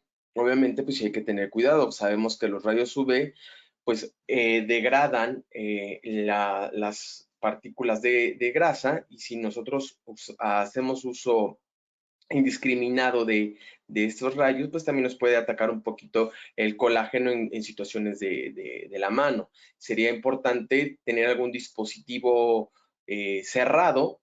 Hay algunos que se están utilizando incluso para sanitizar los biberones o algo, que nos estamos ayudando para poder limpiar llaves, carteras, celulares, para evitar el contacto. El uso más o menos de los rayos UV es de 30 minutos, y con una dosis de unos 15 minutos evitamos también la propagación de bacterias y de hongos. Excelente, doctor. Esto es muy importante. Hoy en día se ha dado muchas situaciones de falsedad en algunos de estos dispositivos. Se venden productos milagro con el tema del COVID-19. Era muy importante poder rescatar este tipo de situaciones y sobre todo comentarle a la gente qué es lo que sí en un momento dado tiene una prueba fidedigna, una prueba fehaciente de que funciona realmente, y sobre todo pues para que no nos estafen y no hagan perder nuestro dinero, ¿no? Doctor Mozo, nos preguntan por acá, el señor Carlos Enríquez dice, se ha escuchado en muchos casos que en el COVID, precisamente en la enfermedad, genera pequeños coágulos de sangre que al final esto es lo que ha hecho grave el cuadro. ¿En México se está empleando en estos casos algún tipo de anticoagulantes o cuáles son los tratamientos para los pacientes? Doctor Mozo, adelante. Muchas gracias, Carlos. Hola nuevamente, audiencia.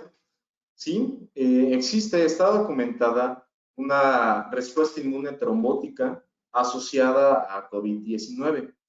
Y esto es, bueno, nos tenemos que remontar a la cascada de coagulación.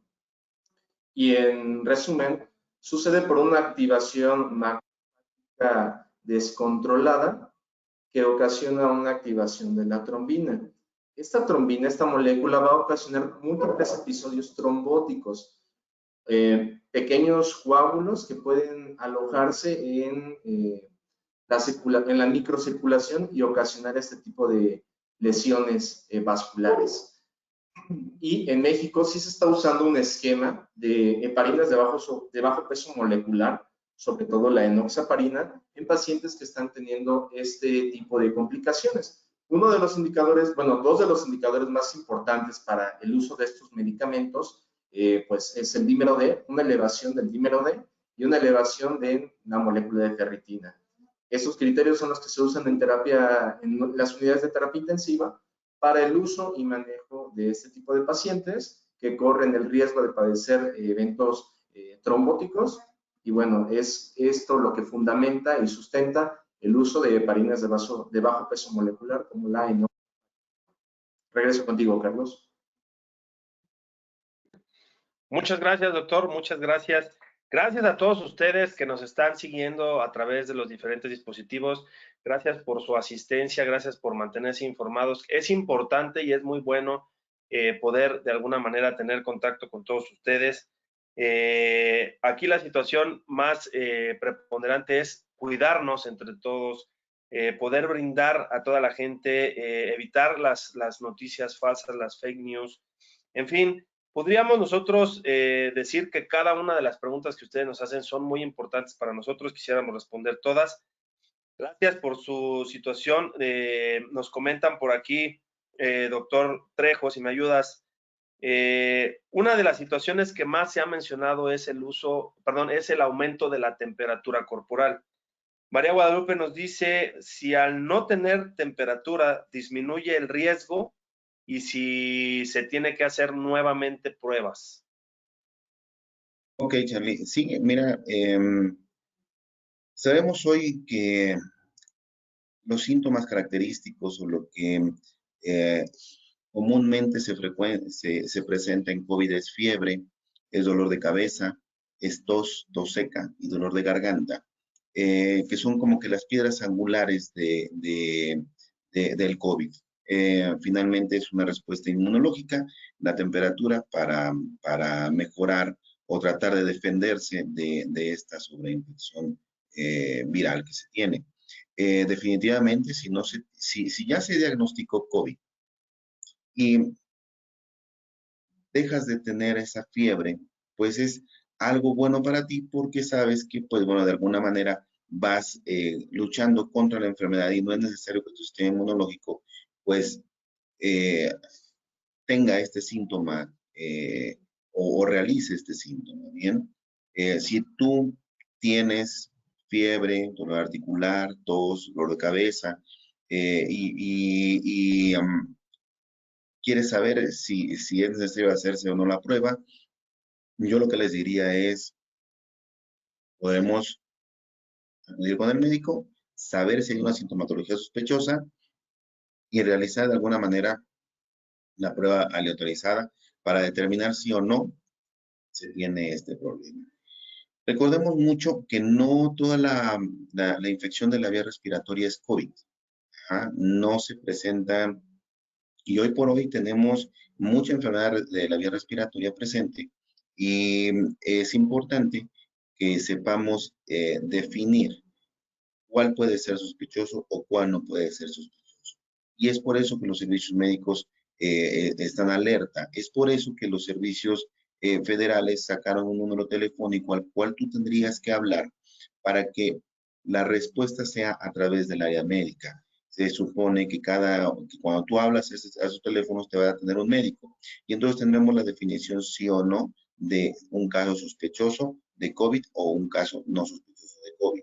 En el momento de que tú tengas un caso sospechoso, lo recomendable es pues hacerte la prueba con la finalidad de iniciar ya el tratamiento y obviamente las medidas de aislamiento hasta que no se tenga la respuesta de la misma. Bien, es una pregunta interesante porque han estado llegando varias en relación a esto. Yo te podría decir, no, si tienes tos, si tienes escurrimiento nasal, no necesariamente es COVID, pero sí tendrías que hacer un análisis conceptual de todo esto para definirlo y obviamente iniciar con un tratamiento. Lo que también te puedo recomendar es que si tienes sintomatología respiratoria, es recomendable siempre usar un cubrebocas, tener medidas de aislamiento, sobre todo con tus seres queridos. Eso es lo que yo te podría responder. Muchísimas gracias, doctor. Muchísimas gracias. Gracias a todos ustedes que nos siguen favoreciendo al seguir este webinar. Doctor Lozano, nos preguntan por aquí si una persona es alérgica al cloro, en este caso por la situación de que comentamos, si esta persona que es alérgica al cloro pudiera usar algún otro tipo de sustancia para poder sanitizar su casa. Ok, gracias. Sí es una pregunta importante y muy valiosa. Sí hay otras sustancias que podemos utilizar sustituyendo un poco al cloro para sanitizar las superficies. En este caso se podría utilizar el alcohol al 60 o al 70%. Y hay gente o químicos principalmente, que están combinando al triclosan junto con el alcohol a este porcentaje. Muy bien, doctor, excelente. Muchísimas gracias. Continuamos, doctor Mozo. Nos preguntan por aquí acerca de la señorita Blanca Lugo, precisamente. Dice, si un paciente salió negativo a la prueba de COVID-19 con algunos síntomas, ¿es necesario tener el aislamiento de 15 días o más? Muy bien, muchas gracias. Sí, es una pregunta muy interesante y le agradezco mucho. Primero hay que tener en cuenta qué tipo de prueba fue. Si fue una prueba rápida para COVID o si fue una prueba por PCR. Certificadas para decir que un paciente COVID son las pruebas por PCR, son las más fidedignas, son las que corroboran con una buena, un buen porcentaje el hecho de poder diagnosticar si un paciente tiene o no COVID. Sin embargo, si persisten los síntomas, como lo mencioné en mi presentación, en mi turno, el paciente debe de estar, sí, todavía en aislamiento domiciliario de hasta al menos mínimo 14 días, y esto se puede extender hasta 24 días, Carlos. Entonces, hay que tener mucho cuidado de su evolución, mucho cuidado de los síntomas que se vayan agravando o que se vayan agregando o los que vayan disminuyendo. Pero sí, hay que tener bien en cuenta qué tipo de prueba fue y, pues bueno, la podemos extender hasta 24 días de aislamiento.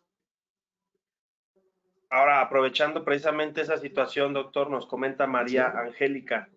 Ella tiene un familiar con COVID, tiene dificultad respiratoria, se le aisló en casa y se le colocó oxígeno. Okay. Puede continuar aislada en casa si ya no tiene fiebre ni dolor, pero aún no se puede quitar el oxígeno porque su oxigenación baja hasta 88. Es otro caso muy interesante, ¿no? Sí, claro, ya es un caso clínico ya un poco más específico. Este paciente todavía continúa desaturando. Quiere decir que todavía el intercambio de gases en sus pulmones entre oxígeno y dióxido de carbono no se está llevando de la forma adecuada. Si continúa desaturando, pues es recomendable una revaloración médica para ver en qué condiciones se encuentra, quizá realizarle algún estudio de control como una radiografía y ver en qué condiciones se encuentran la placa, ¿no? Sus pulmones. ¿Debe de continuar aislado? Sí, debe continuar aislado. Recordemos, como dije hace un momento, se puede extender hasta 24 días. Sin embargo, en este caso ya muy específico, por la desaturación al 88%, es recomendable una revaloración médica. Y aquí en Hospital Jardín, con gusto podemos atenderlo y recibirlo. Muchas gracias, doctor. Muchísimas gracias. Nos pregunta por aquí Una Martínez si Hospital Jardín está realizando pruebas. Nosotros no somos un hospital autorizado por las autoridades federales para poder realizar la prueba de COVID-19. Hay que buscar por ahí en las páginas web del gobierno federal, de la Secretaría de Salud específicamente, cuáles son los laboratorios que sí están autorizados. Hay que recordar que al ser un virus nuevo, el PCR, que es la prueba que se realiza, debe de estar avalado por un laboratorio de biotecnología y sobre todo de que tenga la especialidad para poder determinar a través de esta prueba que es positivo el paciente con COVID-19. Muchísimas gracias. Jonathan López nos dice, doctor Trejo, según el doctor Gatell, con el modelo Centinela se calculan miles de pacientes asintomáticos. ¿Cómo saber si soy asintomático y si porto el virus? Una pregunta muy interesante, doctor. Los pacientes claro, asintomáticos. Gracias, Charlie. Pues mira, sí, muy interesante una pregunta como esta, porque definitivamente hay mucha duda en relación al paciente asintomático. Sabemos que todos estamos expuestos y sabemos que la definición de un caso sospechoso, la sintomatología es muy clara, pero también sabemos que una parte de la población no va a tener de alguna manera síntomas, pero va a ser portador de la enfermedad, que es en este momento un comportamiento muy incierto. Lo que nosotros sabemos ahorita es que debemos de establecer, sí, el grado de convivencia. Miren, si nosotros estuvimos expuestos con un paciente, con un conocido, con un familiar que fue diagnosticado con COVID-19, eso nos hace ya una persona expuesta y que podríamos tener en algún momento manifestaciones. Las manifestaciones son inciertas porque también es cierto, no es que no presentes ningún síntoma, es que no vas a presentar las características totales de la enfermedad, es decir, puede ser que tengas un dolor de cabeza, puede ser que te dé fiebre de repente, puede ser que tengas dolor abdominal, diarrea, por ejemplo, que son síntomas que hoy por hoy hemos estado viendo en la población que se están manifestando de esa forma. Hemos tenido pacientes que han llegado con sintomatología gastrointestinal, por ejemplo, adultos mayores, como cuadro específico de referencia. Y entonces cuando tú haces ya la semiología de la actividad, te das cuenta que en algún momento sí tuvo un síntoma respiratorio, sí tuvo fiebre y sobre todo estuvo expuesto con gente confirmada o sospechosa.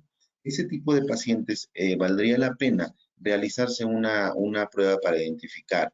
Es cierto, no todos los hospitales tenemos autorizado realizar un PCR específico para COVID y lo que hacen la gran mayoría de los hospitales es, sí, tener acuerdos con los laboratorios establecidos, como ya sacaron a nivel nacional, y esos mismos laboratorios te subrogan esa prueba, vienen, te la hacen, y entonces tenemos la identificación. Desafortunadamente, tenemos que iniciar ya con tratamiento en pacientes con síntomas raros, no totalmente específicos de COVID. Pero hoy por hoy, en épocas de pandemia, lo que uno les pide a ustedes es, pues, es ser muy claros y saber si estuvimos expuestos o no con pacientes confirmados. Miren, he visto mucha población que aún cree que esto no existe, que es una polémica, que es algo fundado por el gobierno. La verdad es que no es así. Y hoy por hoy ese tipo de información hace que la gente baje la guardia. Y entonces ves que ya no usan cubrebocas cuando van en la calle, ves que las parejitas por ahí andan romanceando y todo esto, que no tengo nada contra eso, por cierto, pero no debemos de hacer caso a esto. Desafortunadamente hoy no sabemos quién sí lo tenga, quién no lo tenga, quién esté en un periodo de latencia. Tienes que extremar precauciones con esto. Si eres una persona expuesta que anda en transporte público, por ejemplo, donde pues hoy por hoy todavía se ve el acúmulo de gente, bueno, pues sabes que eres un paciente o una persona que podría mantenerlo, entonces hay que mantener una sana distancia. Si hay manifestaciones, no es que sea totalmente asintomático, hay manifestaciones aleatorizadas que podrían decirte que podrías tener o ser portador de esta enfermedad. Hay que ser muy conscientes en esa parte. Eso es a lo que se le pide a la población, ser específicos en lo que estamos. No quiere decir que no te vayas a enfermar ni no te vaya a pasar, pero sí puedes contagiar a los demás y sobre todo a tus seres queridos. Ahora, si de repente un familiar inicia con la sintomatología y siempre estuvo contigo, voltea a ver hacia ti, ¿no? Obviamente, voltea a ver hacia el familiar porque lo tenemos que atender, pero tenemos que establecer que puedes tener el riesgo de ser un paciente portador con sintomatología no específica. Eso es lo que te podría decir, Charlie. Excelente, doctor, excelente. Pues muchísimas gracias a todos los que de manera muy amable nos han mandado sus dudas, sus comentarios. Sin ustedes, pues bueno, este canal de comunicación sería difícil que pudiera funcionar de esta manera. No me resta más que agradecerles a todos ustedes. Doctor Trejo, muchísimas gracias por tus intervenciones. Doctor Carlos Lozano, muchísimas gracias también por toda la información que hiciste a favor de comunicarnos. Y doctor Mozo, que hoy estuviste muy solicitado, pues bueno, también muchísimas gracias por toda su información. Gracias a toda la gente que nos hizo favor de conectarse. Muchas gracias. Nos vemos la próxima semana con otro tema acerca de lo que es este COVID-19, la enfermedad del siglo, que pudiera decir yo en este momento. No lo olvide, no echen saco roto cualquier precaución que se pueda tener ante esta epidemia, ante esta pandemia. Cuídese mucho, por favor. Gracias a todos por conectarse, por estar con nosotros. No lo olvide mantener una sana distancia. Quédense en casa. Muchas gracias a todos. Que tengan un excelente fin de semana. Nos estamos viendo nuevamente la próxima semana en el webinar de Hospital Jardín. Experiencia y salud a tu alcance. Gracias a todos. Pasen un buen día. Gracias, Charlie. Bye. Que esté muy bien. Hasta luego. Hasta luego.